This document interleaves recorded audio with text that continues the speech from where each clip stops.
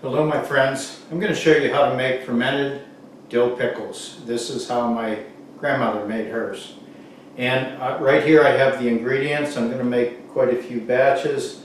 I harvested quite a few cukes today, and they're about 5-6 inches long, and these are pickling cucumbers. Now, if you buy cucumbers, you have to make sure that you buy ones that are not wax coated. So these are fresh out of the garden.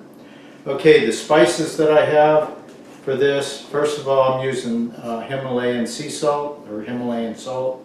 Sea salt is good to use. I have peppercorn, and I have mustard seed, and lots of garlic. And of course, I harvested some fresh dill, and I may not have enough, but I'm going to use some dill seed. You should use some dill seed with the fresh dill anyway.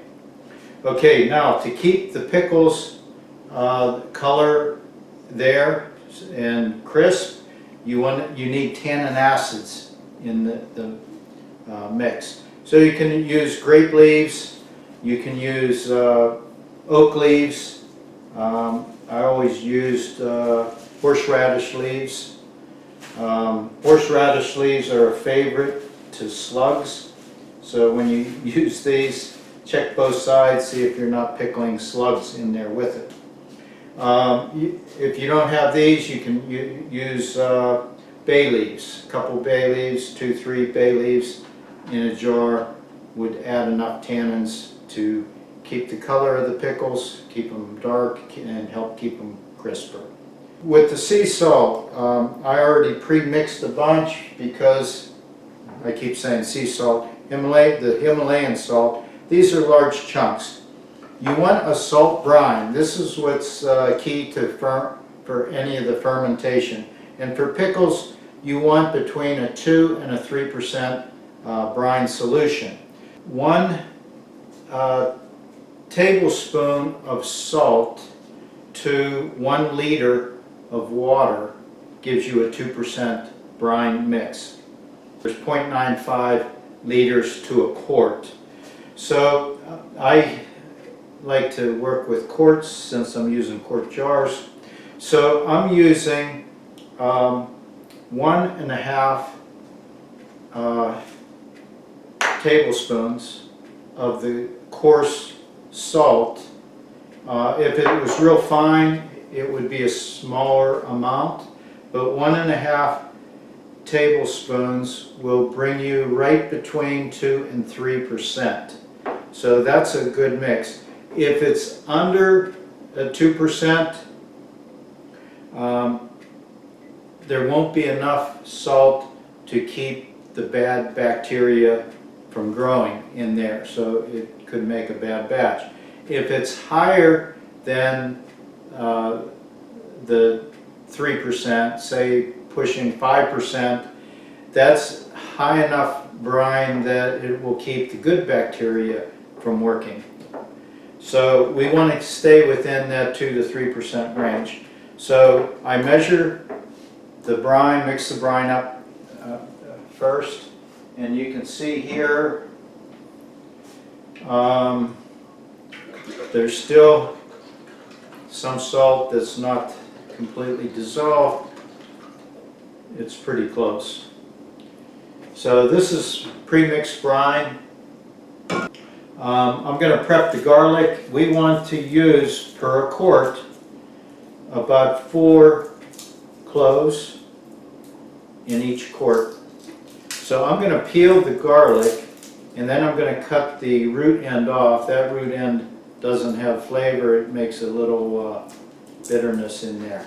So I'll peel those and cut that end off, and then when I add it to the quart, I'm going to cut it up a little bit, maybe cut it in half. I want to show you, this is how I stored my garlic after I harvest it and let it dry.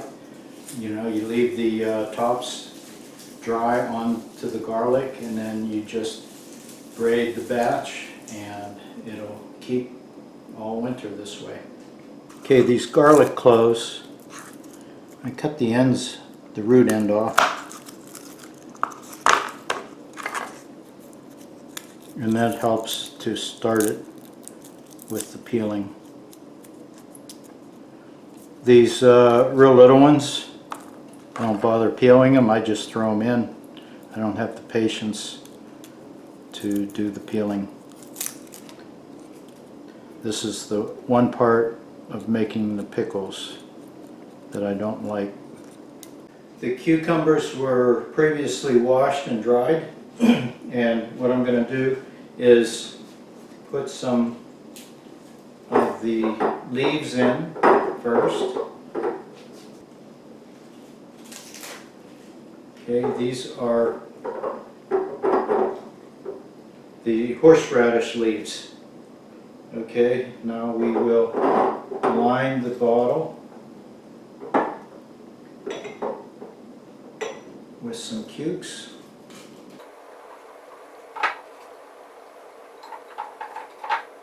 We want to fit as many as we can in to have minimal gap between them. I'm going to use a teaspoon of dill seed,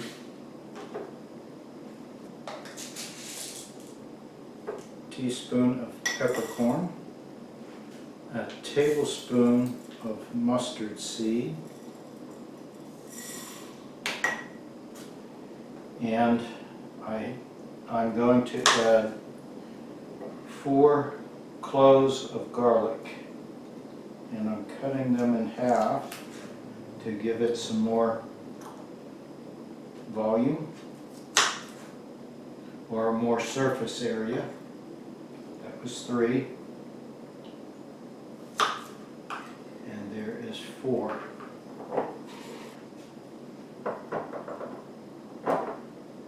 And I have my pickles up to about 3/4 inch to an inch to the top of the jar. Then the brine, there's still a little bit of salt that hasn't dissolved, so I'm going to shake it before I add the brine. And we have to make sure that everything is covered with the brine.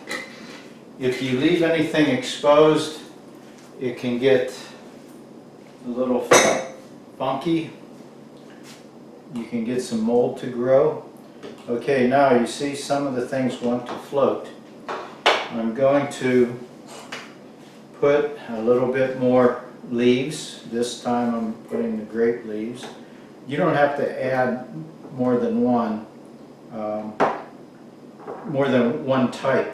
I just happen to have both grape leaves and the horseradish, so I'm using them both. I like to cover this to help hold down the seeds that are floating. And then on top of this is going to start foaming. So on top of this, I have glass fermentation weights.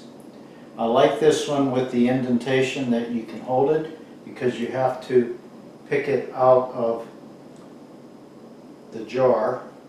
If you use the lid, you only put it on lightly. But I have these fermentation locks, they're silicone. This tip here has a little cut in it that will allow air to escape.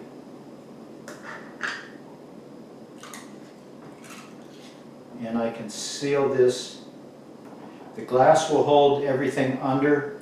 The liquid, any gases, CO2 that's being given off, it will escape through here. As this ferments, gases will be held inside the liquid, so the liquid's going to expand. So you may have some liquid being pushed out through this. So I will set this on a saucer or something to catch any liquid that will ferment or bubble out. About 3 to 5 days, you'll see it work pretty good. After 5 days, the fermentation will slow up. The longer you let it ferment, the more tangy the taste of the pickle will be. So now I got to do the rest of the jars, and I'm going to run out of these caps, so I'm just going to, for all the others, put the canning cap on with the ring, but not seal it tight. If you seal it tight, you could break your jars. If you're using this, you want to every day burp the jar, meaning loosen the lid so that it'll allow any of the gases or pressure to escape, then return it, but also just loose, keep it loose. After you decide where you want the pickle, you could be tasting the pickle as it's working. Give it about 3 to 5 days before you start testing it. And when you get it to where you like it, you can seal it and put it in your refrigerator. You can leave this set out for months before you seal it and refrigerate it. Fermentation food, you should eat some every day. It's excellent for your gut health. You should eat about 1/4 cup of some type of fermented food daily.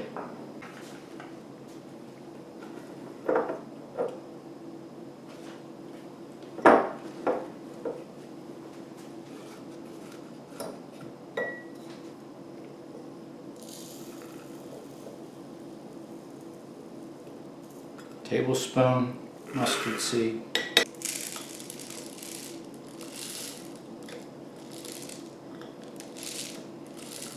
Teaspoon of peppercorns.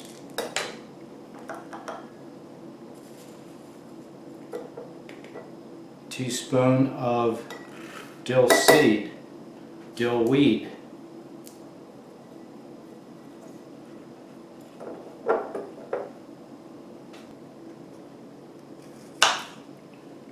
Four cloves of garlic cut in half. Now we pack it with pickles. These have been pre-washed.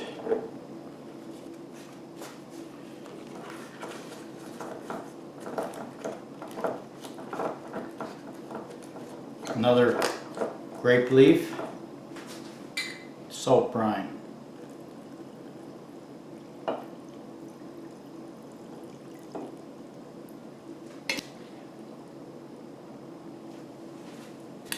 I left a little head space in there.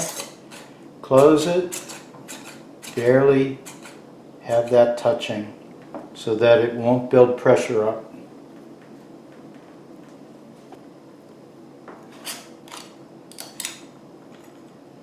This is the first one. I want some dill weed in there.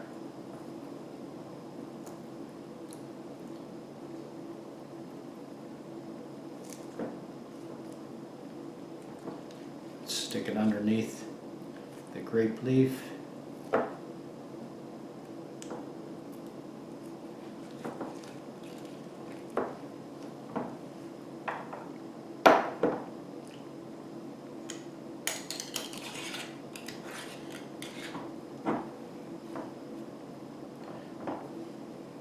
Locked. There we have 16 quarts. We'll see how they taste in about 5 days.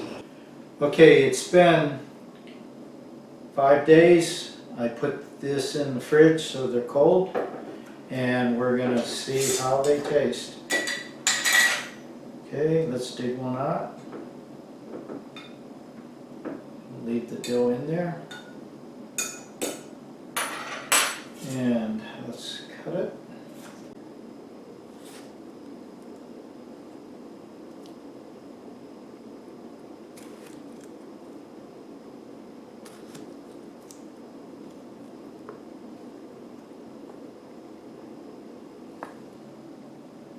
Dill pickles. Good crunch.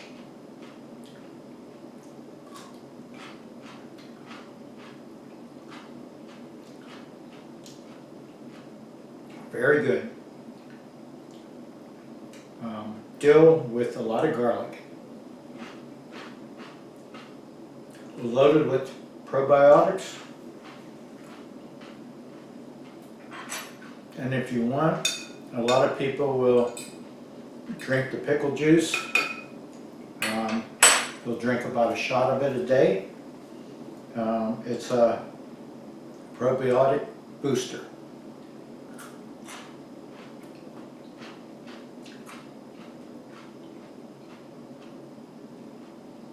These you can't buy in the store.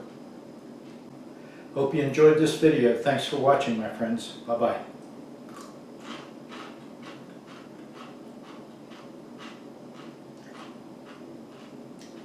A little bit of dill weed on that one.